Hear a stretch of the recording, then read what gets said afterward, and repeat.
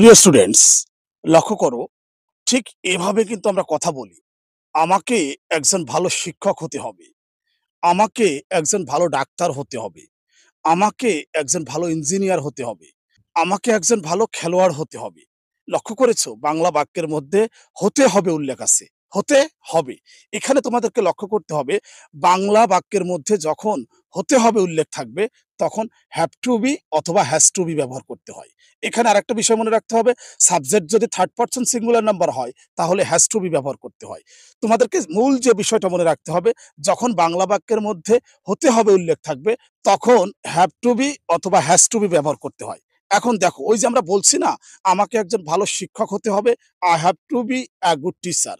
আমাকে একজন ভালো ডাক্তার হতে হবে, I have to be a good doctor. এখানে তোমাদেরকে মনে রাখতে হবে, যখন বাংলা বাক্যের মধ্যে হতে হবে উল্লেখ থাকবে, তখন হ্যাভ টু বি অথবা হ্যাজ টু বি ব্যবহার করতে হবে। To learn more, subscribe my YouTube channel and follow my Facebook profile. আল্লাহ হাফেজ।